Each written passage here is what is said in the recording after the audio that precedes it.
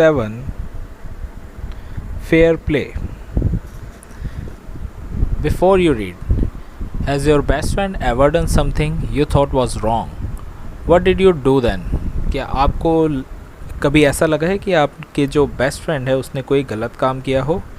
तब आपके दिमाग में क्या आया, आपने क्या किया? डिड यू कीप क्वाइट और did you tell your friend what you thought? क्या आप चुप रहे या आपने अपने फ्रेंड को बताया कि आपके दिमाग में क्या चल रहा है, कि आपकी सोच क्या है? Read this story about two friend who had to decide what was more important, friendship और एनमिटी, और a sense of what is right and what is wrong. So in this chapter हम देखेंगे कि दो फ्रेंड्स के बीच में decision होता है कि थोड़ा सा कहते हैं कि उलझन होती है कि वो डिसाइड करना पड़े कि फ्रेंडशिप ज़्यादा ज़रूरी है या एनिमिटी, या फिर सही क्या है और गलत क्या है। So let's start the chapter. Fair play part 1। Juman Sheikh and Algu Chaudhary were good friends. So strong was their bond of friendship that when either of them went away from the village, the other looked after his family. Both were greatly respected in the village. So Jumman Shaikh और अलगू चौधरी है वो बहुत अच्छे friend थे, और उनका bond मतलब उनका जो जोड़, उनका जो फ्रेंडशिप थी वो इतनी अच्छी थी कि जब भी कोई उनमें से एक भी गांव के बाहर जाता तो दूसरा उनकी फैमिली की देखभाल करता था। Both were greatly respected in the village, और दोनों की काफ़ी इज्जत थी गांव में। Jumman had an old aunt who had sum property. Jumman की एक बूढ़ी आंटी थी जिनके पास कुछ प्रॉपर्टीज़ थी। This she transfer to him on the understanding that she would stay with him and he would look after her. तो वो उन आंटी ने क्या किया, उन्होंने वो अपनी जो प्रॉपर्टी है वो जुम्मन के नाम कर दी, ये सोच के कि जुम्मन उनका आगे ध्यान रखेगा। The arrangement worked well for a couple of years, और ऐसा कई दिन तक चला, मतलब उन्होंने उनके मतलब जुम्मन के नाम कर दी प्रॉपर्टी, और जुम्मन ने भी काफ़ी सालों तक उनका ध्यान रखा। देन द सिचुएशन चेंज, और उसके बाद सिचुएशन मतलब जो हालात थे वो चेंज हो गए। Jumman and his family were tired of the old relative. Jumman और उसकी जो फैमिली है वो थक गए उस ओल्ड रिलेटिव मतलब उस बूढ़े रिश्तेदार से परेशान हो गए एक तरीके से। Jumman become as indifferent to her as his wife who grudged even the little food that the old lady wanted every day. सो जुम्मन है वो भी अपनी वाइफ की तरह ही हो गया, जिसको बिल्कुल भी पसंद नहीं था कि वो थोड़ा सा भी जो फूड मांगती थी तो उससे गुस्सा आता था। मतलब उसको मन नहीं करता था कि वो उस औरत को कुछ खाने के लिए दे, तो उससे वो काफ़ी चिड़चिड़ी रहती थी। तो जुम्मन भी धीरे धीरे अपनी वाइफ की तरह हो गया। She swallowed this insults along with her food for a few months. और जब ऐसा होता था तो उस जो उसकी आंट थी उसको काफ़ी इंसल्ट महसूस होता, काफ़ी उसकी बेइज्जती फील होती थी उसे, पर वो कैसे भी करके वहाँ पे उस खाने के साथ उस जो बेइज्जती है उसको भी निगल लेती थी, और कैसे भी काफ़ी महीने उन्होंने निकाल लिए। But patience has its limit, पर जो पेशेंस है मतलब जो हम कहते हैं कि सब्र है, उसका भी एक लिमिट होती है। You can see aunt and Juman and his wife. One day she spoke to Juman. एक दिन उन्होंने जुम्मन से बात की। My son, it is now obvious that I am not wanted in your house. Kindly give me a monthly allowance so that I can set up a separate kitchen. So उन्होंने जुम्मन से कहा कि बेटा एक काम, अब ऐसा हो गया है कि मैं तुम्हारे घर में मेरी ज़रूरत नहीं है, मतलब तुम्हारे घर में कोई भी मुझे पसंद नहीं करता, तो एक काम करो कि तुम मुझे मंथली अलाउंस मतलब हर महीने कुछ पैसे दे दिया करो ताकि मैं अपने लिए अलग से ही किचन बना लूँ। My wife knows best how to run the house, be patient, said Jumman shamelessly. तो जुम्मन ने शेमलेसली मतलब बड़ी बेशर्मी से कहा कि मेरी वाइफ को मतलब मेरी बीवी को पता है कि घर कैसे चलाते हैं, आप सब्र रखिए, मतलब आपको ऐसा कुछ करने की ज़रूरत नहीं है। This made his aunt very angry and she decided to take her case to the village panchayat.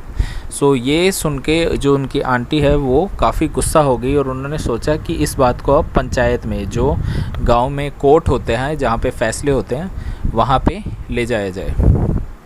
For many days the old lady was seen talking to the villagers, explaining her case and seeking their support. काफ़ी दिन तक क्या हुआ, वो जो aunty थी वो villagers मतलब गांव के जो लोगों से उनसे बात करती रही, उन्हें समझाती रही कि उनकी प्रॉब्लम क्या है और उनका सपोर्ट मतलब उनका साथ मांगने लगी। Some sympathized with her, other laughed at her and a few other advised her to make it up with her nephew and his wife. सो कई लोगों ने उसको सिंपथी दी, मतलब काफ़ी लोगों ने उनके साथ हमदर्दी जताई कि हमें बुरा लग रहा है आपके इस सिचुएशन को देख के। अदर्स लाफ्ड एट हर, काफ़ी लोग उन पे हंस रहे थे क्योंकि उनकी सिचुएशन ही ऐसी थी। और कुछ लोगों ने उन्हें एडवाइस दी कि मेक इट अप मतलब कि अपने जो नेफ्यू है, जो आपका रिश्तेदार है, उससे लड़ाई आप एक बार बंद कर दो, कि मतलब शांति से जैसे भी है आप निकाल लो। At last she come to Algu Chaudhary and spoke to him.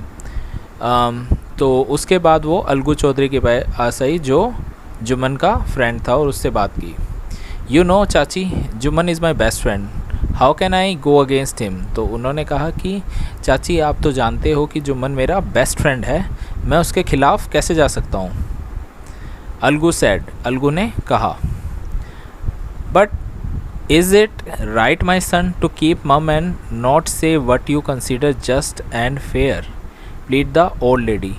तो उन्होंने कहा कि क्या ये सही बात है बेटा कि चुप रहना, मतलब तुम्हें सब कुछ पता हो कि सही क्या है गलत क्या है, और चुप रहना, मम मतलब साइलेंट, एकदम चुप रहना, कि अगर तुम्हें सब कुछ पता है कि सही क्या चीज़ है और फिर भी तुम चुप बैठे हो।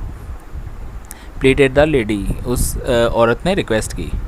कम to the panchayat and speak the truth, said she said, Algu didn't reply.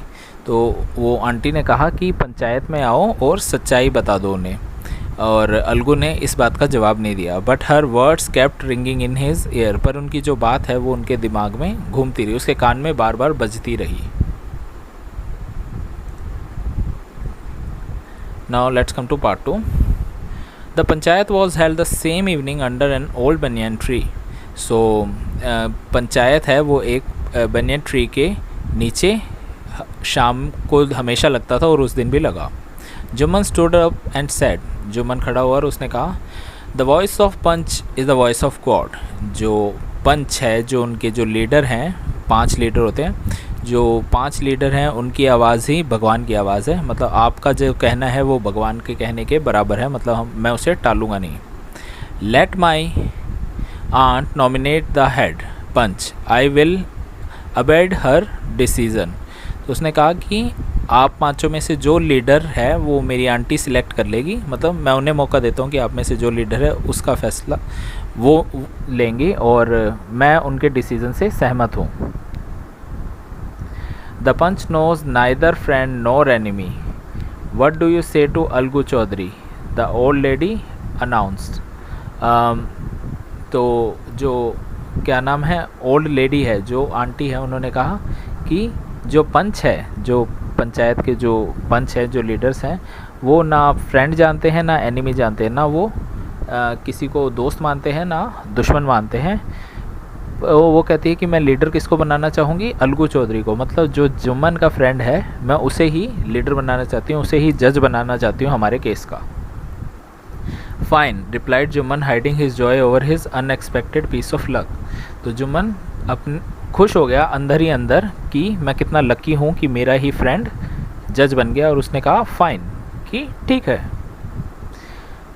चाची you are aware of my friendship with Jumman, said Algu. Algu ने कहा कि चाची तुम तो जानते हो मेरी और जुम्मन की अच्छी फ्रेंडशिप है। I know that, reply the aunt. Aunty ने कहा कि मुझे ये पता है। But I also know that you will not kill your conscious for the sake of friendship. God lives in the heart of the panch and his voice is the voice of God and the old lady explain her case.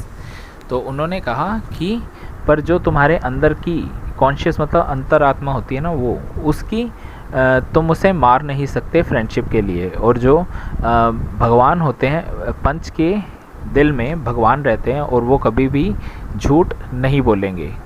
फिर उसके बाद जो lady हैं उन्होंने अपना case समझाया। Jumman sad Algu, Algu ने कहा Jumman, you and I are old friend, your aunt is the dear to me as you, now I am a panch, you and your aunt are equal before me, what have you to say in the defence.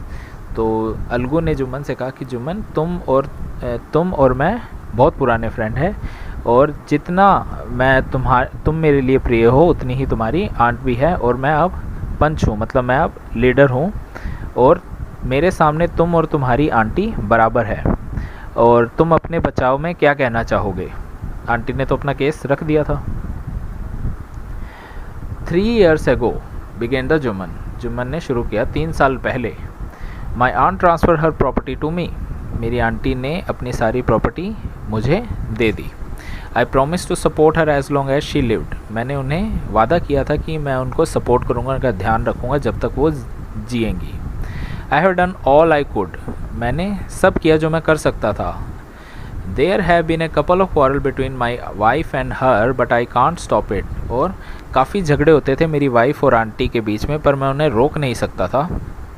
Now my aunt is claiming a monthly allowance for me, अब मेरी aunty है वो मुझसे हर महीने खर्चा मांग रही है अपना। दिस इज़ नॉट पॉसिबल, ये पॉसिबल नहीं है। That's all I have to say, और यही मुझे कहना है। Jumman was cross examined by Algu and other, Jumman की बात को बाकी से मतलब क्रॉस एग्जामिन किया गया, कि मतलब उनसे पूछताछ की गई कि कैसे क्या सब, मतलब रियलिटी जानने के लिए। देन अलगू अनाउंस्ड, फिर उसके बाद अलगू ने अनाउंस किया, we have gone into the matter carefully, हमने बात को काफ़ी ध्यान से सुना है। In our opinion Jumman must pay his aunt a monthly allowance or else the property goes back to her, तो उसने कहा कि जुम्मन को हर महीने खर्चा देना पड़ेगा, वरना जो प्रॉपर्टी आंटी ने उन्हें दी है वो वापस उनको देनी पड़ेगी। Now the true friends were seldom seen together, the bond of friendship between them was broken. In fact, Jumman was Algu's enemy and wanted his revenge. So उसके बाद क्या हो गया, दोनों फ्रेंड कभी साथ में नहीं दिखते थे, क्योंकि एक तरीके से दोनों की अब बनना बंद हो गई। The bond of friendship between them was broken, उन दोनों की जो फ्रेंडशिप थी वो टूट चुकी थी। In fact Jumman Algu was enemy, अब जो जुम्मन है वो अलगू का दुश्मन बन गया और किसी तरह उससे बदला लेना चाहता था। So we will stop our chapter here and continue the chapter in the next video. So thank you and have a nice day.